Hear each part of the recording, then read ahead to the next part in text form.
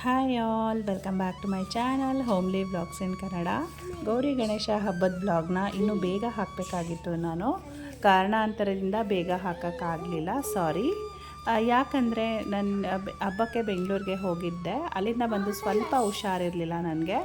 ಅದಕ್ಕೆ ವಿಡಿಯೋ ಮಾಡೋಕ್ಕೂ ಆಗಿರಲಿಲ್ಲ, ಹಾಕೋಕ್ಕೂ ಆಗಿರಲಿಲ್ಲ. ಸ್ವಲ್ಪ ರೆಸಿಪೀಸ್ನೆಲ್ಲ ನಾನು ಶೂಟ್ ಮಾಡ್ಕೊಂಡಿದ್ದೀನಿ. ವೀಡಿಯೋಸ್ನ ಒಂದೊಂದಾಗಿ ಅಪ್ಲೋಡ್ ಮಾಡ್ತೀನಿ. ಇಲ್ಲಿ ಅಮ್ಮನ ಮನೆಯಲ್ಲಿ ಗೌರಿ ಹಬ್ಬದ ದಿನ ಬೆಳಗ್ಗೆನೇ ಎದ್ದು ನಾನೇ ಅಲಂಕಾರ ಎಲ್ಲ ಮಾಡಿ ಪೂಜೆನ ಮಾಡಿದ್ದು. ಯಾಕಂದರೆ ಅಮ್ಮ ಸ್ವಲ್ಪ ಕಿಚನಲ್ಲಿ ಬ್ಯುಸಿ ಇರ್ತಾರೆ, ಮಕ್ಕಳೆಲ್ಲ ಇರೋದ್ರಿಂದ ಅವರು ತಿಂಡಿ ಎಲ್ಲ ಪ್ರಿಪೇರ್ ಮಾಡಬೇಕಿತ್ತಲ್ಲ, ಅದಕ್ಕೆ ನಾನೇ ಪೂಜೆ ಮಾಡಿಕೊಡ್ತೀನಿ ಅಂತ ಹೇಳಿ ಪೂಜೆ ಎಲ್ಲ ಮಾಡಿದೆ. ಅಮ್ಮಂಗೆ ಹಬ್ಬದ ದಿನ ಟ್ರೆಡಿಷ್ನಲ್ ಆಗಿ ಇದ್ದರೆ ಇಷ್ಟ, ಬಳೆ ಎಲ್ಲ ಹಾಕ್ಕೊಂಡು ಸ್ಯಾರಿ ಎಲ್ಲ ಹಾಕ್ಕೊಂಡಿದ್ರೆ ಇಷ್ಟ. ಅದಕ್ಕೆ ನಾನು ಅಷ್ಟೇ ಒಂದು ಹೊಸ ಸ್ಯಾರಿನ ವೇರ್ ಮಾಡಿಕೊಂಡು ಪೂಜೆ ಎಲ್ಲ ಮಾಡಿದ್ವಿ. ಪೂಜೆ ಎಲ್ಲ ತುಂಬ ಚೆನ್ನಾಗಾಯಿತು.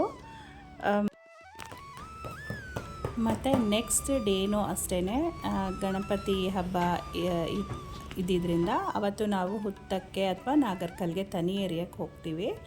ಅದಕ್ಕೆ ಎಳ್ಳುಂಡೆ, ತಂಬಿಟ್ಟುಂಡೆ ಎಲ್ಲ ಮಾಡ್ಕೊಂಡು ತೊಗೊಂಡು ಹೋಗ್ತೀವಿ. ಮತ್ತು ಸುಮಾರು ಅಡುಗೆಗಳನ್ನು ಬೆಳಗ್ಗೆನೇ ಮುಗಿಸ್ಕೊಂಡಿರ್ತೀವಿ. ಅಲ್ಲಿಂದ ಬಂದು ನಾವು ಉಪವಾಸ ಬಿಡಬೇಕಲ್ವ, ಅದಕ್ಕೆ ಬೆಳಗ್ಗೆನೇ ಅಡುಗೆ ಎಲ್ಲ ಮುಗಿಸ್ಕೊಂಡಿರ್ತೀವಿ. ನೆಕ್ಸ್ಟ್ ಡೇ ಕೂಡ ಅಷ್ಟೇ ಬೆಳಗ್ಗೆನೇ ಪೂಜೆ ಕೆಲಸ ನಾನೇ ಮಾಡಿಕೊಟ್ಟಿದ್ದು. ಪೂಜೆ ಎಲ್ಲ ಮುಗಿಸ್ಕೊಂಡ್ವಿ. ಹುತ್ತಕ್ಕೆ ಅಂದರೆ ನಾಗರಿಕಲ್ಗೆ ಕೂಡ ಹೋಗಿದ್ವಿ. ಸುಮಾರು ಅಡುಗೆಗಳು ಮಾಡ್ತಾರೆ ಅಮ್ಮ. ಲಾಸ್ಟ್ ಇಯರ್ ವಿಡಿಯೋ ಕೂಡ ನಾನು ಅಪ್ಲೋಡ್ ಮಾಡಿದ್ದೆ. ಈ ಸರಿ ನನಗೆ ಜಾಸ್ತಿ ವೀಡಿಯೋಸ್ ಮಾಡ್ಕೊಳಕ್ಕೆ ಆಗಿರಲಿಲ್ಲ, ಯಾಕಂದರೆ ಸ್ವಲ್ಪ ಹುಷಾರಿರಲಿಲ್ಲ ಅಮ್ಮಂಗೂ ಕೂಡ. ಅದಕ್ಕೆ ಜಾಸ್ತಿ ಏನೂ ವೀಡಿಯೋ ಮಾಡ್ಕೊಳಕ್ಕೆ ಆಗಲಿಲ್ಲ. ಅದಾದಮೇಲೆ ನಾವು ತುಂಬ ದಿನ ಇರಲಿಲ್ಲ ಬೆಂಗಳೂರಲ್ಲಿ. ಯಾಕಂದರೆ ಇಲ್ಲಿ ಗಣೇಶನ್ನ ಕೂರಿಸಿದ್ರು. ಗಣೇಶನ ಹತ್ರನೇ ಇರಬೇಕಾಗಿತ್ತು, ನಾನು ಊರಿಗೆ ಬರಲ್ಲ ಅಂತ ಹೇಳ್ತಾ ಇದ್ದ ನನ್ನ ಮಗ. ಆದರೂ ಊರಿಗೆ ಕರೆಸ್ಕೊಂಡ್ವಿ. ಅವನೊಬ್ಬನ್ನೇ ಇಲ್ಲಿ ಇರ್ಸೋದಕ್ಕೆ ಆಗೋದಿಲ್ಲ ಅಲ್ವಾ. ಮತ್ತು ಅವನ ಫ್ರೆಂಡ್ಸು ಅವರು ಎಲ್ಲ ಸೇರಿ ನಮ್ಮ ಏರಿಯಾದಲ್ಲಿ ಕೂಡ ಗಣೇಶನ ಕೂರಿಸಿದ್ರು. ಗಣೇಶನ ತೆಗೆದುಬಿಡ್ತಾರೆ, ಇವತ್ತಾದರೂ ಹೋಗೋಣ ಬನ್ನಿ ಅಂತ ಹೇಳಿ ಹಠ ಮಾಡಿ ಕರ್ಕೊಂಬಂದ. ನಮ್ಮ ಏರಿಯಾದಲ್ಲಿ ಗಣೇಶನ್ನ ಕೂಡ ಕೂರಿಸಿದ್ರು. ನನ್ನ ಮಗನ ಫ್ರೆಂಡ್ಸು, ನನ್ನ ಮಗ ಅವರೆಲ್ಲ ಗ್ರೂಪ್ ಎಲ್ಲ ಸೇರಿ ಗಣೇಶನ್ನ ಕೂರಿಸಿದ್ರು. ಮಕ್ಕಳೆಲ್ಲ ಸೇರಿಕೊಂಡು ತುಂಬ ಚೆನ್ನಾಗಿ ಕೂರಿಸಿದ್ರು ಅಂತ ಹೇಳ್ಬೋದು. ಅದಕ್ಕೆ ಹೋಗಬೇಕು ಅಂತ ಹೇಳ್ತಾ ಇದ್ನಲ್ಲ ಅಂತ ಹೇಳಿ ಬೇಗನೆ ಕರ್ಕೊಂಬಂದ್ವಿ. ಮತ್ತು ಸ್ಕೂಲು ಕೂಡ ಇದ್ದಿದ್ದರಿಂದ ಕರ್ಕೊಂಬಂದ್ಬಿಟ್ವಿ ಬೇಗ. ಪೂಜೆ ಎಲ್ಲ ಮಾಡಿಸ್ಕೊಂಡಿರಲಿಲ್ಲ ಅಲ್ವಾ, ನಾನು ಇರಲಿಲ್ವಲ್ಲ, ಅದಕ್ಕೆ ಪೂಜೆ ಎಲ್ಲ ಮಾಡಿಸ್ಕೊಂಡ್ವಿ ಗಣೇಶನಿಗೆ. ಪೂಜೆ ಎಲ್ಲ ಮಾಡಿಸ್ಕೊಂಡಾದ್ಮೇಲೆ ನೀರಿಗೂ ಕೂಡ ತೊಗೊಂಡೋಗಿ ಬಿಡೋಣ ಅಂತ ಹೇಳಿ ಗಣೇಶನ ತೊಗೊಂಡೋದ್ರು. ತುಂಬ ಖುಷಿಯಾಗಿದ್ದರು ಮಕ್ಕಳು. ಅದನ್ನೆಲ್ಲ ನೋಡಿ ನಮಗೂ ಕೂಡ ತುಂಬ ಖುಷಿಯಾಯಿತು. ನೀರಿಗೆ ಬಿಡೋವಾಗಲೂ ಅಷ್ಟೇ ದೊಡ್ಡವರು ಎಲ್ಲ ಜೊತೇಲಿದ್ದರು. ಚಿಕ್ಕ ಮಕ್ಕಳನ್ನೇ ನಾವು ಕಳಿಸ್ಲಿಲ್ಲ, ಎಲ್ಲ ದೊಡ್ಡವರು ಕೂಡ ಇದ್ದರು. ನೀರಿಗೆ ದೇವರನ್ನೆಲ್ಲ ಬಿಟ್ಟು ಬಂದರು ಖುಷಿ ಆಯಿತು ನಮಗೂ ಕೂಡ. ಅದಾದಮೇಲೆ next day back to normal routine ಅಂತಲೇ ಹೇಳ್ಬೋದು. ರಾತ್ರಿ ಇನ್ನೊಂದು ಗಣಪನ ಕೂರಿಸಿದ್ದಾರೆ ನಮ್ಮ ಏರಿಯಾದಲ್ಲಿ, ದೊಡ್ಡ ಗಣಪನ ಕೂರಿಸಿದ್ರು. ಅಲ್ಲಿ ಪಾರಾಯಣ ಎಲ್ಲ ಇತ್ತು, ಲಲಿತಾ ಸಹಸ್ರನಾಮ ಪಾರಾಯಣ ಅಂತ ಹೇಳಿ ನಾನು ನಮ್ಮ ನೇಬರು ಅವರೆಲ್ಲ ಹೊರಟೋಗಿದ್ವಿ. ಅದಕ್ಕೆ ಮನೇಲಿ ಏನೂ ಕೆಲಸ ಮಾಡೋಕ್ಕಾಗಿರಲಿಲ್ಲ. ಸ್ವಲ್ಪ ಹೆಡ್ಡೇಕು ಕೂಡ ಬಂದ್ಬಿಟ್ಟಿತ್ತು ನನಗೆ. ಅದಕ್ಕೆ ಏನೂ ಮಾಡಿರಲಿಲ್ಲ. ಬೆಳಗ್ಗೆ ಎದ್ದು ಕಿಚನೆಲ್ಲ ಕ್ಲೀನ್ ಮಾಡಿಕೊಂಡು ಪಾತ್ರೆ ಎಲ್ಲ ವಾಶ್ ಮಾಡಿದೆ. ಅದಾದಮೇಲೆ ತಿಂಡಿಗೆ ನಾನು ಸಿಂಪಲ್ಲಾಗಿ ಉಪ್ಪಿಟ್ಟು ಮಾಡಿದ್ದೆ. ಉಪ್ಪಿಟ್ಟೆಲ್ಲ ತಿಂದ್ಕೊಂಡು ಮನೆಯೆಲ್ಲ ಕ್ಲೀನ್ ಮಾಡಿದೆ. ಫಸ್ಟು ನನಗೆ ಮನೆ ಕ್ಲೀನ್ ಆಗಿಬಿಡ್ಬೇಕು, ಏನು ಆಗಿಲ್ಲ ಅಂದರೂ ಫಸ್ಟ್ ಮನೆ ಕ್ಲೀನ್ ಆಗಿಬಿಡ್ಬೇಕು. ಮನೆಯೆಲ್ಲ ಕ್ಲೀನ್ ಮಾಡಾದಮೇಲೆ ಸ್ನಾನ ಎಲ್ಲ ಮುಗಿಸ್ಕೊಂಡು ಸ್ವಲ್ಪ ಸಮಾಧಾನ ಆಯಿತು. ಒಂದು ರೆಸಿಪಿ ಕೂಡ ಶೇರ್ ಮಾಡ್ತಾಯಿದ್ದೀನಿ ಇಲ್ಲಿ. ನಾನು ಸಂಜೆಗೆ ಕ್ಯಾಪ್ಸಿಕಮ್ ಮತ್ತು ಆಲೂಗಡ್ಡೆನ ಬಳಸ್ಕೊಂಡು ಒಂದು ಸಬ್ಜಿ ಮಾಡಿದ್ದೆ. ಚಪಾತಿಗೆ, ರೋಟಿಗೆಲ್ಲ ತುಂಬ ಚೆನ್ನಾಗಿರುತ್ತೆ ಇದು ಅಂತ ಹೇಳ್ಬೋದು. ಇಲ್ಲಿ ಆಲೂಗಡ್ಡೆನ ಕ್ಯೂಬ್ಸ್ ಆಗಿ ಕಟ್ ಮಾಡಿ ಇಟ್ಕೊಂಡಿದ್ದೀನಿ. ಅದನ್ನು ನಾನು ಆಯಿಲಲ್ಲಿ ಫ್ರೈ ಮಾಡ್ಕೊಳ್ತಾ ಇದ್ದೀನಿ. ಅದು ಚೆನ್ನಾಗಿ ಈ ಥರ ಸಾಫ್ಟಾಗಿ ಬೆಂದಿರುತ್ತೆ.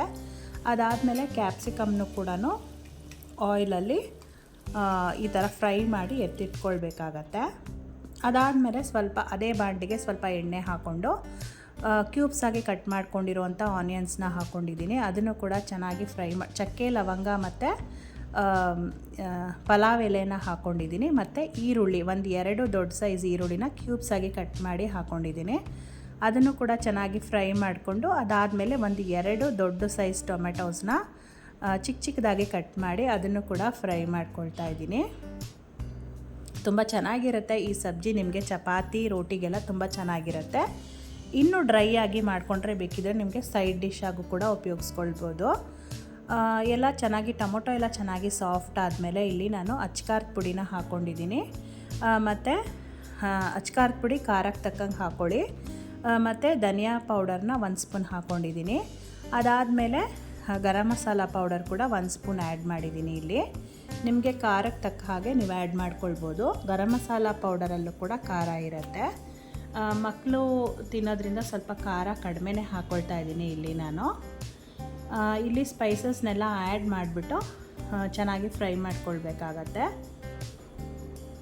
ತುಂಬ ಚೆನ್ನಾಗಿರುತ್ತೆ ಈ ಸಬ್ಜಿ.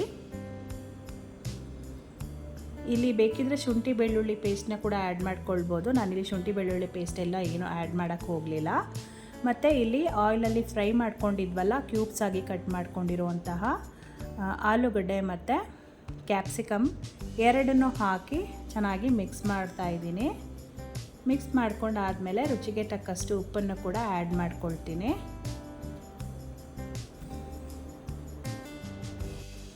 ಮತ್ತು ನೀವಿಲ್ಲಿ ಈ ಪೊಟ್ಯಾಟೋಸ್ನ ಮತ್ತು ಕ್ಯಾಪ್ಸಿಕಮ್ನ ಆಯಿಲಲ್ಲಿ ಫ್ರೈ ಮಾಡಿ ಹಾಕ್ಕೊಳ್ಳೋದ್ರಿಂದ ಇದೇ ಒಂಥರ ಡಿಫ್ರೆಂಟ್ ಟೇಸ್ಟ್ ಕೊಡುತ್ತೆ. ತುಂಬ ಚೆನ್ನಾಗಿರುತ್ತೆ, ಟ್ರೈ ಮಾಡಿ ಅಂತ ಹೇಳ್ತೀನಿ. ಈ ರೆಸಿಪಿ ಬೇಕಿದ್ದರೆ ನೀವು ಪನ್ನೀರಲ್ಲೂ ಕೂಡ ಮಾಡ್ಕೊಳ್ಬೋದು. ಅದು ಕೂಡ ಚಪಾತಿ ರೋಟಿಗೆಲ್ಲ ತುಂಬ ಚೆನ್ನಾಗಿರುತ್ತೆ. ಇಲ್ಲಿ ನಾನು ಸ್ವಲ್ಪ ನೀರನ್ನ ಹಾಕ್ಕೊಂಡಿದ್ದೀನಿ. ಆಗಲೇ ಹೇಳಿದಾಗೆ ಬೇಕಿದ್ದರೆ ನೀವು ಗ್ರೇವಿ ಥರ ಮಾಡಬೇಕು ಅಂದರೆ ಟೊಮೆಟೊ ಪ್ಯೂರಿ ಯೂಸ್ ಮಾಡ್ಕೊಳ್ಬೋದು. ತುಂಬ ಚಪಾತಿ ಜೊತೆಗೆ ಕಾಂಬಿನೇಷನ್ ತುಂಬ ಚೆನ್ನಾಗಿತ್ತು. ಇದನ್ನು ಬಂದು ನಾನು ಸೆಕೆಂಡ್ ಟೈಮ್ ಮಾಡ್ತಾಯಿದ್ದೀನಿ. ಮನೆಯಲ್ಲಿ ಎಲ್ಲರೂ ತುಂಬ ಇಷ್ಟಪಟ್ಕೊಂಡು ತಿಂದರು ಅಂತ ಹೇಳ್ಬೋದು. ನೀವು ಕೂಡ ಟ್ರೈ ಮಾಡಿ ರೆಸಿಪಿನ ಟೇಸ್ಟ್ ಹೇಗೆ ಬಂದಿತ್ತು ಅಂತ ಕಮೆಂಟ್ ಮೂಲಕ ತಿಳಿಸಿ. ವಿಡಿಯೋ ಇಷ್ಟ ಆದರೆ ಲೈಕ್ ಮಾಡಿ, ಶೇರ್ ಮಾಡಿ, ಕಮೆಂಟ್ ಮಾಡಿ. ಇನ್ನೂ ಸಬ್ಸ್ಕ್ರೈಬ್ ಆಗಿಲ್ಲ ಅಂದರೆ ಪ್ಲೀಸ್ ಸಬ್ಸ್ಕ್ರೈಬ್ ಮಾಡ್ಕೊಂಡು ನೋಡಿ. Thank you for watching.